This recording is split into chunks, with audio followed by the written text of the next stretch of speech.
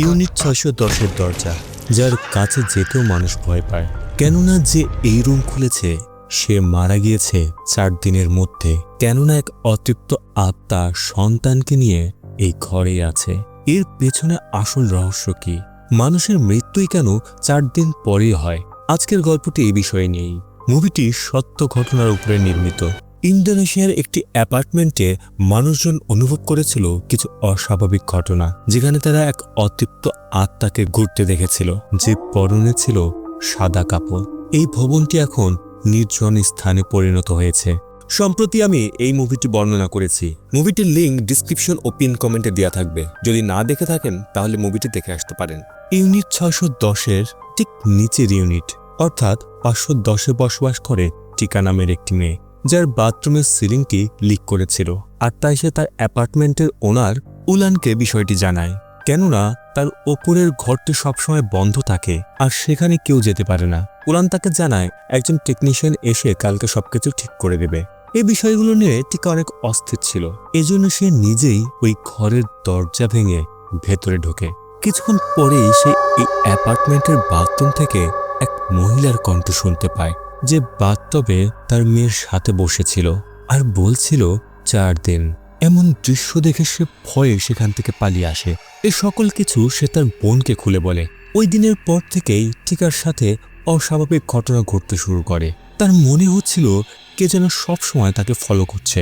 এমনকি সুইমিং পুলেও তাকে কেউ ডোবানোর চেষ্টা করছিল। তার বোন তাকে ঘুমের ওষুধ খেয়ে রিল্যাক্স করতে বলে, কেননা সে মনে করে যে তার বোন হয়তো ঠিকমতো ঘুম না হওয়ার কারণে হ্যালোসিনেট করছে। টিকা ঘুমানোর আগে দাঁত ব্রাশ করছিল। এমন সময় তার বাথরুমের বাথটব থেকে সেই মেয়ে ও মায়ের আত্মা বেরিয়ে আসে।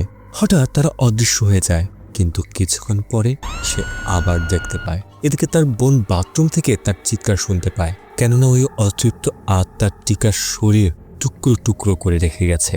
এই মৃত্যুটি খুবই ভয়ঙ্কর মৃত্যু ছিল। এখন আমরা ১৯৯৮-এর সময়ে দেখি, যেখানে আমরা অ্যালমা নামের একজন মহিলাকে দেখি, যে রেস্টুরেন্ট চালাতো।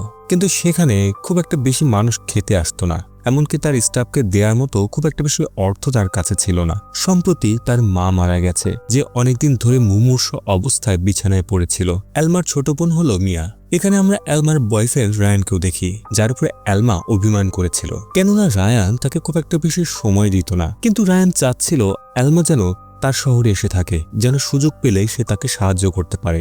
এমনকি সেখানে গেলে অ্যালমার আয়ও বাড়তে পারে। এতে সে তার বোনের সাথে নতুন জীবনও শুরু করতে পারবে। রায়ান তার কাছে একটি ওয়াদা করে, সেটি হলো বিয়ের পরে সে কখনোই অ্যালমার বাবার মতো হবে না। এর ১ সপ্তাহ পরে অ্যালমা রায়ানকে কল করে বলে, একটি অ্যাপার্টমেন্ট, অর্থাৎ সেই ভৌতিক অ্যাপার্টমেন্ট যেখানে একটি ম্যানেজারের পোস্ট আছে। সে রায়ানের কাছে এটা জানতে পারে যে ওই অ্যাপার্টমেন্টের একটি কেসতে সে ইনভেস্টিগেশন করছে, যেখানে ভিক্টিমের মৃত্যু বেশ রহস্যজনকভাবে হয়েছিল। যদিও সে ওই অ্যাপার্টমেন্টে মারা যায়নি, অ্যালমা জানায় যে তারা অনেক ভালো বেতন দেবে, তাই সে সেখানে চাকরি করতে চায়। রায়ানও তার কথা মেনে নেয়। তাদের কথার মাধ্যমে আমরা বুঝতে পারি যে রায়ান অ্যালমাকে প্রচন্ড ভালোবাসত। কিছুদিনের মধ্যেই দুই বোন রায়ানের সাথে সেই শহরে এসে পৌঁছায়, যেখানে একটি নাচের স্টুডিও ছিল। মিয়া খুব খুশি যে সে সেখানে নাচের অনুশীলন করতে পারবে। এরপর তারা পৌঁছায় সেই এস অ্যাপার্টমেন্টে। সেখানে ওনার তাদেরকে স্বাগত জানায়, যারা ছিল আয়মান ও উলান। লিফটে উঠে অ্যালমা লক্ষ্য করে যে ৬ নম্বরের সুইচটি লক করে দেয়া। এ বিষয়টি তাদের কাছে জিজ্ঞাসা করলেই মহিলাটি জানায় ৬ তলায় যাওয়া নিষেধ, আর তাই এটি লক করে দেওয়া হয়েছে। এরপরে তারা অ্যালমাকে তাদের ইউনিট দেখায়। তারা চলে গেলে অ্যালমা রায়ানের কাছে ওই কেস সম্পর্কে জিজ্ঞাসা করে। রায়ান বলে ৪ বছর আগে একজনকে মেরে ফেলা হয়েছিল, ঠিক সেভাবেই যেভাবে আমরা গল্পের শুরুতে দেখেছিলাম। কিন্তু ওই লাশের শরীরে কোনো ধারালো অস্ত্রের কাটার চিহ্ন ছিল না, এমনকি কোনো আঙুলের ছাপও ছিল না, যেটা ছিল খুবই অস্বাভাবিক। এবং বিগত খুনের মতো এইবারও এই খুনটি এই অ্যাপার্টমেন্টে হয়নি। রায়ান তাকে বলে, যদি কোনো ধরনের অস্বাভাবিক কিছু দেখো তাহলে অবশ্যই আমাকে জানাবে। রায়ান চলে গেলে দুই বোন রায়ান সম্পর্কে কথা বলছিল। অ্যালমা তাকে বিয়ে করার আগে নিশ্চিত হতে চায় যে সে তার জন্য সঠিক পাত্র কিনা, কেননা তার মা যে ভুল করেছে সে ওই একই ভুল করতে চায় না। এখানে বাবাকে নিয়ে তাদের দুজনের মধ্যে কিছুটা কথা কাটাকাটি হয়, কেননা তার বাবা তাদেরকে ছেড়ে চলে গিয়েছিল। আর যখন তিনি তাদেরকে ছেড়ে গিয়েছিলেন তখন সে কিছুটা অদ্ভুত আচরণ করছিল। সে একেবারে যেন পাল্টে গিয়েছিল। তাদের মা এক কবিরাজের সাহায্য নিয়েছিল, কিন্তু তাতে কোনো উপকার হয়নি। এলমা আজও মনে করে যে তার মা তার বাবার দোষগুলো ঢাকার জন্যই এই কবিরাজের বাহানা দিয়েছে। ওদিকে রায়ানের কাছে হসপিটাল থেকে একটি কল আসে, কেননা টিকার বোনের মানসিক অবস্থা একেবারেই ভালো ছিল না, আর সে হসপিটালে ছিল। আর এই প্রথমবারের মতো সে কিছু একটা বলেছে। সে বারবার 4 দিন আর মিসকে এই কথাগুলি বলে যাচ্ছিল। এদিকে অন্য একটা অ্যাপার্টমেন্টে থাকা এক ব্যক্তি বাথরুমের সিলিং নষ্ট হওয়ার ফলে এলমার কাছে অভিযোগ করে। সে জানায় যে পাশের ইউনিট থেকেও এই অভিযোগ করা হয়েছিল যে ইউনিটে টিকারা থাকতো। এই আলোচনার মাধ্যমে এলমা টিকার ভয়ানক মৃত্যু সম্পর্কে জানতে পারে। সে টিকার ঘরে গিয়ে লক্ষ্য করে যে তার বাথরুমের সিলিংও লিক হচ্ছিল। সে ধারণা করে ওপরের ফ্লোরে কোনো একটা সমস্যার কারণেই পানি লিক করছে। লোকটি চাচ্ছিল 7 দিনের জন্য সে বাইরে যাচ্ছে, আর এই 7 দিনের মধ্যে সবকিছু যেন ঠিক করা হয়। এই সমস্যাটি সমাধান করার জন্য এলমা সেখানে কাজ করে একজন লোকের সাথে কথা বলে, তাকে অনুরোধ করে 6 তলা যাওয়ার জন্য, কিন্তু লিফট এমনকি সেখানে যাওয়ার সকল দরজায় বন্ধ ছিল। কাজ করার লোকটি জানতো না এই সবকিছুর চাবি কোথায় আছে। লোকটি চলে যাওয়ার পরে সেখানে মিয়া আসে। এরপর তারা দুজনে মিলে ওই ফ্লোরের তালা ভেঙে সেখানে ঢুকে পড়ে, অর্থাৎ 610 ইউনিটে, যেখানে ঢুকেই তারা ওই অতৃপ্ত আত্মার শব্দ শুনতে পায়, যে তার মেয়ের সাথে বাথরুমে বসেছিল। এখানে আত্মাটি তাদেরকেও সেই 4 দিনের কথা বলে।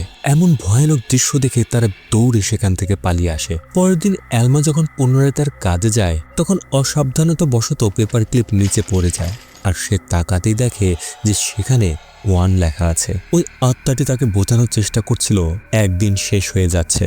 ওদিকে নাচের স্কুলে রিয়া তার শিক্ষিকা রিনির সাথে দেখা করে। সেখানে দেয়ালে টাঙানো মালাঙ্কান মার্কসের বিষয়ে কথা বলছিল তারা, যেটি নাচের সময় পড়া হতো। রিয়া আসার পর থেকে রিনি অদ্ভুত কিছু অনুভব করছিল। এদিকে এলমা ওই লোকের ইউনিটটি দেখতে আসে, যেখানে এখনো পানি বেয়ে পড়ছিল। হঠাৎ এলমা এখানে ছোট্ট একটি বাচ্চাকে দৌড়ে যেতে দেখে। সে ধীরে ধীরে সেখানে যায়, গিয়েই দেখে সে অদ্ভুত মহিলাটি তার মেয়ের চুল ঠিক করে দিচ্ছিল। হঠাৎ করে সে তার মাথা ছিঁড়ে ফেলে, আর সে ধীরে ধীরে এলমার দিকে তাকিয়ে বলে সে তাকে টুকরো টুকরো করে মেরে ফেলবে। এমন ভয়ঙ্কর দৃশ্য দেখে এলমার পায়ের নিচের মাটি যেন সরে যায়। সে সেখান থেকে দৌড়ে পালিয়ে আসে। তখনই রায়ান তার কাছে আসলে সে রায়ানকে সব খুলে বলে। রায়ান যখন তাকে সাথে নিয়ে সেখানে যায়, সেখানে তেমন কিছুই ছিল না, কিন্তু এলমা তাকে সে 4 দিনের কথা বলে। এই বিষয়গুলো সেখানে থাকা সকল মানুষই জেনে যায় যে এই ভবনটি ভৌতিক। এখানে উলানো আয়মান কোনো না কোনোভাবে তাদেরকে বুঝিয়ে অ্যাপার্টমেন্টে ফেরত পাঠিয়ে দেয়, কিন্তু এলমা যা দেখেছিল সেটা যেন সে ভুলতেই পারছে না। এবার রায়ান 610-এ থাকা সে মহিলা ও তার মেয়ে সম্পর্কে জিজ্ঞাসা করে, আর সে এটাও মনে করে যে মিস কের সাথে সেখানে এর আগে হওয়া মৃত্যুগুলোর সাথে কোনো একটা যোগসূত্র তো আছে। আর যদি আয়মান তাকে কোনো কিছু না বলে তাহলে সে নিজে গিয়ে চেক করবে। উপায় না পেয়ে আয়মান তাকে সব কথা বলতে শুরু করে। আসলে ওই জায়গাটি ভৌতিক, যেখানে আছে অতৃপ্ত আত্মা। 4 বছর আগে মা ও মেয়ে থাকার জন্য 610-এ এসে ওঠে। এর কিছুদিন পরে আমরা জানতে পারি যে ওই 2 জন গাড়ি অ্যাক্সিডেন্ট করে মারা গেছে। এরপরে পরিচ্ছন্ন কর্মী যখন সেখানে পরিষ্কার করতে যায়, সে ওখানে ওই মহিলার আওয়াজ শুনতে পায়। এমনকি সে ওই মহিলার আত্মাকেও সেখানে দেখেছিল। এর ঠিক 4 দিন পরে ওই মহিলা ও তার মেয়ের অতৃপ্ত আত্মা আমাদের পরিচ্ছন্ন কর্মীকে অস্বাভাবিকভাবে 2 ভাগে টুকরো করে ফেলেছিল। এরপরে আয়মান এক কবিরাজকে সেখানে নিয়ে আসে, যে কবিরাজ আত্মাটিকে শান্ত করার অনেক চেষ্টা করেছিল, কিন্তু আত্মাটি অনেক শক্তিশালী ছিল, তাই সে কিছুই করতে পারেনি। এরপর থেকে ওই অ্যাপার্টমেন্টে যেই যায় না কেন, 4 দিন পরে তার মৃত্যু অবধারিত। এজন্য বাধ্য হয়ে তারা ওই ফ্লোরটি বন্ধ করে দেয়। এরপর থেকে এই খুনের খেলা বন্ধ হয়ে যায়। ব্যবসায় যেন কোনো রকমের লস না হয়, তাই তারা এই কথাটি সকল থেকে লুকিয়ে রেখেছিল। এলমার কাছে এখন আর বেশি সময় নেই, তাকে খুব দ্রুতই নিজেকে ও তার বোনকে বাঁচাতে হবে, আর তাই এই কেসের সকল কিছু সে জানতে চায়। সে এটাও জানতে পেরেছে যে কবিরাজ যেখানে এসেছিল সেও মারা গেছে। রায়ান ওই ফ্লোরে গিয়ে সত্যিটা জানতে চায়, এলমা তাকে এটা করতে দেয় না। কিন্তু সে চলে যেতেই আয়মানের সাথে রায়ান চলে যায় ওই ভৌতিক ফ্লোরে। কিছুদূর যাওয়ার পরে সে একা যেতে শুরু করে। ধীরে ধীরে সে ওই ঘরের দরজা খোলে, যেটা খোলার পরে সে দেখতে পায় ওই আত্মাদের। কিছুক্ষণ পরে আত্মাগুলো অদৃশ্য হয়ে যায়। রায়ান এখন ভয় পেতে শুরু করেছে। তার শরীরের প্রতিটি লোম যেন দাঁড়িয়ে গেছে। ওদিকে নাচের স্কুলে মিয়া লক্ষ্য করে যে আয়নায় তার প্রতিবিম্ব অদ্ভুতভাবে নেচে যাচ্ছিল। তার চোখ হয়ে গিয়েছিল একদম সাদা, যে আয়নার ভেতর থেকেই মিয়ার পা মুচকে দেয়। এরপর আয়নার ভেতর থেকে বেরিয়ে আসে ওই আত্মা। তখনই সেখানে অ্যালমা এসে পৌঁছায়, যে তাকে নিতে এসেছিল। তারা আসার কিছুক্ষণের মধ্যে আত্মাগুলো সেখান থেকে অদৃশ্য হয়ে যায়। এখানে রিনি তাদেরকে জানায় যে সে মিয়ার পেছনে একজন মহিলা ও তার বাচ্চাকে দেখেছিল, কিন্তু সে শুধু দেখতেই পারবে, তাদেরকে কোনো সহযোগিতা করতে পারবে না। কিন্তু সুকুমো তাদেরকে সাহায্য করতে পারে, যে একজন কবিরাজ। এদিকে রায়ান উলানের কাছে ওই অ্যাপার্টমেন্টে থাকা মহিলার সকল কাগজপত্র দেখতে চায়, কিন্তু তাদের কাছে এমন কিছুই ছিল না। তাদের শুধু এতটুকু মনে ছিল যে ওই মায়ের নাম ছিল নুরি আর মেয়ের নাম ছিল নিবিয়া।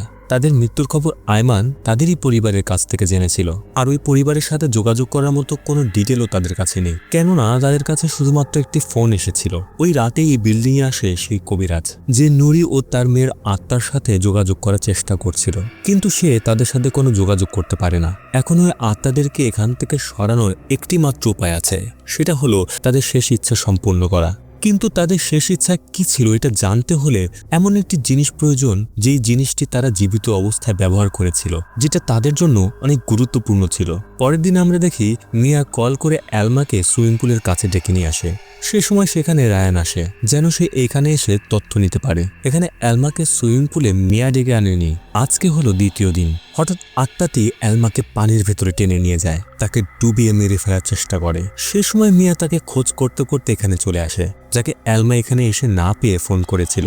এরপর সুইমিং পুল থেকে ধীরে ধীরে অ্যালমা বেরিয়ে আসে, যে এক অদ্ভুত মাস্ক পরেছিল। সে পজেসড হয়ে এখানে নাচ করছিল। এখন সে মিয়াকে ওই পানির ভেতরে মেরে ফেলার চেষ্টা করে। এই বিষয়গুলো পাশে দাঁড়িয়ে থাকা মেয়েগুলো লক্ষ্য করে। তারা দ্রুত গিয়ে রায়ানকে এটা জানায়। রায়ান কোনো সময় নষ্ট না করে তাদেরকে বাঁচাতে আসে। তারা যে মাস্কটি দেখেছিল সেটা একটা নাচের মাস্ক ছিল, আর তাই তারা রিনির কাছে যায় এই বিষয়গুলো জানার জন্য, যেখানে গিয়ে তারা জানতে পারে যে এই মাস্ক মূলত এক বিশেষ নাচ করার সময় এটি পড়তে হয়। কিন্তু যে মাস্ক অ্যালমা পড়েছিল তার মাথায় একটি লাল পাথর ছিল।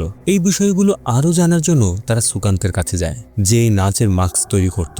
লাল পাথরে এই মাস্ক সে একটি তৈরি করেছিল, সেটাও কুসুমা দেবীর অনেক অনুরোধের কারণে, যার সাথে দেখা করার জন্য তারা বেরিয়ে পড়ে। কিন্তু সে সুকান্তের সাথে দেখা করবে না। ওই মাস্কটি পরত কান্তি নামের একজন, যে কুসুমার মেয়ে ছিল। দুজনই ডান্সার ছিল। কুসুমা তার মেয়েকে নিয়ে অনেক গর্ববোধ করত। সেই সুকান্তকে বলে এই স্পেশাল মাস্ক তৈরি করেছিল, যেটা পরে সে নাচ করত। কিন্তু একদিন কান্তি এমন কিছু একটা করেছিল যার জন্য তার মা অনেক কষ্ট পায়, এমনকি সে তাকে বাড়ি থেকে বের করে দেয়। এরপরে কুসুমা তার মেয়ের সকল জিনিসপত্র পুড়িয়ে ফেলে, কিন্তু সেখানে থাকা কাজ করার মহিলা তার জিনিসপত্র সযত্ন রেখেছিল। এরপরে সেই সকল জিনিসপত্র তারা দেখতে পায়, যেখানে তারা সেই মাস্ক দেখে। মাস্কটি তারা নিয়ে আসে, কেননা কান্তির জন্য এটা অনেক গুরুত্বপূর্ণ। এই বিষয়গুলোর কারণে অ্যালমা এখন বুঝতে পারে যে তার বাবার সাথেও এমন কিছু একটা হয়েছিল, আর তাই তারা যেন কোনো বিপদে না পড়ে তার বাবা তাদেরকে ছেড়ে চলে গেছে। বাড়ি ফেরার সময় হঠাৎ একটি ট্রাকের সাথে তাদের অ্যাক্সিডেন্ট হয়। অ্যালমা যখন জ্ঞান ফিরে পায় তখন সে দেখে অদ্ভুত একজন সেই মাস্ক পরে নাচ করছিল, আর এক এক করে তার শরীরের অঙ্গ প্রত্যঙ্গ টেনে ছিঁড়ে ফেলছিল।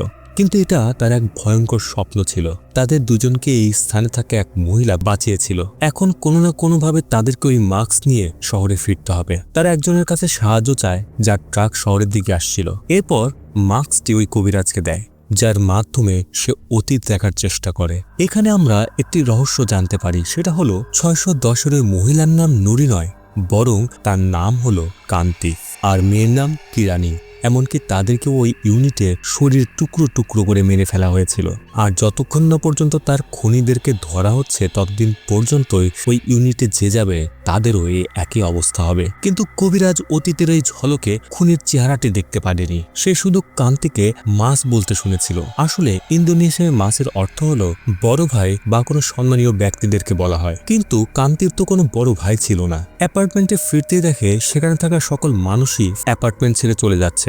কিন্তু প্রশ্ন হলো, নুরি আর নিদিয়া তাহলে কে, যাদেরকে আয়মা উলান জানতো, যারা ওই অ্যাপার্টমেন্টে থাকতে এসেছিল, আর তাদের সাথে দেখা করার জন্য কেউ আসেনি। এখানে কবিরাজ তাদেরকে একটি ড্রয়িং দেখায়, যেখানে ওই মা মেয়ের লাশ দাফন করা ছিল। ওদিকে রায়ান তার সহকর্মী পান্ডু ও চন্দ্রাকে কান্তির মায়ের কাছ থেকে কান্তির স্বামীর নাম জিজ্ঞাসা করতে বলে। এরপর এক একজন এক এক স্থানে খোঁজাখুঁজি করতে শুরু করে, যার ড্রয়িং কবিরাজ দেখিয়েছিল। এমন সময় তারা কবিরাজের চিৎকার শুনতে পায়। গিয়ে দেখে যাকে মেরে অজ্ঞান করে ফেলেছে। তাকে দেখা মাত্রই অ্যালমা ও রায়ানকেও বেহুশ করে ফেলা হয়। জ্ঞান আসার পরে তারা নিজেকে বাধা অবস্থায় দেখে। অনেক চেষ্টা তারা নিজেদেরকে মুক্ত করে। তাদের সাথে মিয়াকেও বেঁধে রাখা হয়েছিল। এখানে আমরা আরও একটি রহস্য জানতে পারি। তাদেরকে বেহুশ করার পরে যে বেঁধে রেখেছিল সে আর কেউ নয়, বরং উলান ও আয়মান ছিল। তারাই তাদের গাড়ির অ্যাক্সিডেন্ট করিয়েছিল। রায়ানের কোনো খোঁজ না পেয়ে চন্দ্রা তাকে খুঁজতে খুঁজতে এখানে চলে আসে, যাকে উলান বলে। মিয়া ও অ্যালমাকে নিয়ে রায়ান কান্তির গ্রামে চলে গেছে, কিন্তু চন্দ্রা তার কথায় কেমন যেন সন্দেহের গন্ধ পায়, আর তাই সে এখানে বসে অপেক্ষা করতে থাকে। এদিকে আয়মান ও উলান দুজনে মিলে আজকে রাতেই এই তিনজনকে একেবারে শেষ করে দিতে চলেছে। এমনকি আয়মান গার্ডদেরকেও ছুটি দিয়ে দিয়েছে, যেন কেউ এই বিষয়ে জানতে না পারে। ওদিকে 6 তলায় তারা এই মাস্কটি কবিরাজকে দেয়, যার মাধ্যমে সে অতীত দেখে ফেলে। আর এখানেই জানা যায় সকল রহস্য। কান্তি মূলত আয়মানের মাধ্যমে প্রেগনেন্ট হয়ে গিয়েছিল, যার জন্য তার মা তাকে বাড়ি থেকে বের করে দিয়েছিল। সময় যতই গড়াতে থাকে, কান্তির প্রতি আয়মানের ব্যবহারও খারাপ হতে থাকে। এমনকি একদিন সে আয়মান ও উলানকে অপকর্ম করতে হাতে নাতে ধরে ফেলে। কান্তি যখন এই কথাটি উলানের বাবাকে জানাতে চেয়েছিল, তখন আয়মান এসে তাকে আঘাত করে। এরপর সে যখন আবার আঘাত করতে যাবে, তখন মাকে বাঁচানোর জন্য মেয়ে এসে তার বাবার গায়ে আঘাত করে। এই সময় আয়মান রেগে তার এই কুকর্ম ঢাকার জন্য নিজের ফুটফুটে মেয়েকেই সজোরে আঘাত করে। এতে তার মেয়ে মারাত্মক আহত হয়ে সেখানে পড়ে যায়। এমন দৃশ্য দেখে কান্তি তাকে বকাঝকা করতে থাকে। আয়মান রেগে কান্তিকেও সজোরে আঘাত করে, যে সেখান থেকে কাচের টেবিলের উপরে গিয়ে পড়ে। এরপর তারা এই দুজনকে বাথটবের পানিতে ডুবিয়ে ফেলে, যেন তারা নিশ্চিত হতে পারে যে এই দুজন মারা গেছে। পরের দিন তারা এই দুজনের শরীর টুকরো টুকরো করে সেই ঘরের দেয়ালের মধ্যে লুকিয়ে রাখে। 4 দিন ধরে কান্তি ও তার মেয়ের সাথে এমন নারকীয় আচরণ করা হয়। এই সকল ঘটনা জানিয়ে কবিরাজ সেখানে মারা যায়। এরপর রায়ান ও অ্যালমা ওয়্যার হাউসের ভেতরে ঢোকে, যেন তেল ভাঙার জন্য কিছু সরঞ্জাম তারা নিতে পারে, আর তাদেরকে যেতে উলান দেখে ফেলে। এদিকে চন্দ্রাও দেয়াল বেয়ে ভিতরে আসে, কেননা কান্তির মায়ের কাছ থেকে সে এই খোঁজ পেয়েছে যে আয়মানই ছিল কান্তির স্বামী। রায়ানদেরকে থামানোর জন্য আয়মান গুলি করে, যে গুলিটি রায়ানের কাঁধে এসে লাগে। এই সাথে তাদের মধ্যে লড়াই শুরু হয়ে যায়। ওদিকে অ্যালমা ও মিয়া নিজেদেরকে বাঁচানোর চেষ্টা করছিল, যাদের উপরে উলান একের পর এক হামলা করছিল। মিয়ার পায়ে ছুরি এসে লাগে। এরই মাঝে যখন চন্দ্রা ভেতরে এসে রায়ানকে সাথে নিয়ে যাচ্ছিল, তখন আয়মান তাকে গুলি করে মেরে ফেলে। এখন সব গুলি শেষ হয়ে গেছে। এই সুযোগে রায়ান তাকে মেরে অজ্ঞান করে ফেলে। এরপর তারা সোজা চলে যায় 610 ইউনিটে, যেখানে তারা টুকরো করা সেই লাশ লুকিয়ে রাখার স্থান খুঁজে পায়। এরপরে তারা সেই দেয়াল ভাঙতে শুরু করে। এরই মাঝে অ্যালমার 4র্থ দিন শেষ হয়ে যায়। তখনই বাথটব থেকে বেরিয়ে আসে সেই আত্মা, যে মিয়াকে টেনে নিয়ে মারার চেষ্টা করছিল। এমন অবস্থা থেকে অ্যালমা ও আয়মান দ্রুত সেই দেয়াল ভেঙে তাদের শরীরের টুকরো বের করে নিয়ে আসে। নিজের শরীরের টুকরো দেখে আত্মা মিয়াকে ছেড়ে দেয়। এমন সময় তারা লক্ষ্য করে যে আত্মাগুলো তাদের আসল চেহারায় ফিরে এসেছে, কেননা তাদেরকে যখন মারা হয়েছিল তখন তাদের জ্ঞান ছিল না, আর তাই তারাও জানতো না যে তাদের আসল খুনিকে। এরপর আত্মা উলানকে হাওয়ায় ভাসিয়ে সেখানে মেরে ফেলে। এরপর আয়মানের পালা, যার হাত পায়ে মামের আত্মা এক এক করে ভাঙতে থাকে। এরপর ধীরে ধীরে তার মাথা ধরে এক টানে শরীর থেকে আলাদা করে ফেলে। কিছুক্ষণের মধ্যেই এই ভবনে পুলিশ চলে আসে, যারা এখানে এসে খুনের রহস্য জানতে পারে। পরের দিন কান্তি ও কেরানির লাশ খুব সম্মানের সাথে দাফন করা হয়। কবিরাজের কবরের পাশে রিনি দাঁড়িয়েছিল। সে জানায় যে তার বন্ধু কবিরাজ এখন খুব সুন্দর স্থানে আছে। শুধু এটাই নয়, সে অ্যালমাকে এটাও জানায় যে রিনি তাদের বাবার আত্মাকে দেখেছে, আর তার বাবার আত্মা এটা জেনে খুশি যে তার সন্তানেরা জেনে গেছে যে তার বাবা ইচ্ছা করে তাদেরকে ছেড়ে যায়নি, বরং তার সাথে কোনো এক অস্বাভাবিক ঘটনা ঘটেছিল। যেহেতু কান্তি ও তার মেয়ের খুনের কথা সকলে জেনে গেছে, তাই আত্মাগুলো এখন কাউকে ক্ষতি করতে পারবে না। কিন্তু এই অ্যাপার্টমেন্টও সে ছেড়ে যেতে পারছে না। যদিও তারা মারা গেছে, কিন্তু যতদিন না পর্যন্ত কান্তির মা তাকে ও তার সন্তানকে মেনে নিতে পারছে, ততদিন পর্যন্তই তারা এই অ্যাপার্টমেন্টে বন্দী হয়ে থাকবে। এই কাহিনীটি ইন্দোনেশিয়ার সুবাইরা নামের একটি অ্যাপার্টমেন্টের সত্যি ঘটনা ছিল। সেখানে অবস্থানরত সকল মানুষই মাঝে মাঝে মিস কের আত্মা দেখতে পেত, যে তার মেয়ের সাথেই ঘুরে বেড়াতো। এমনকি তারা পুরো ভবনেই মাঝে মাঝে অস্বাভাবিক কিছু অনুভূতির সাক্ষী হয়েছে। মাঝে মাঝে মনে হতো যেন কেউ কান্না করছে। এই জন্য সেখানে থাকা সকল মানুষই এই ভবন ছেড়ে চলে যায়। আর এখন এই ভবনটি পুরোপুরি পরিত্যক্ত অবস্থায় পড়ে আছে। গল্পটি কেমন লাগলো তা অবশ্যই কমেন্টে লিখে জানাবেন। এমন আরও গল্প দেখতে চাইলে চ্যানেলটি সাবস্ক্রাইব করে রাখবেন। আর হ্যাঁ, একটা লাইক দিতে ভুলবেন না।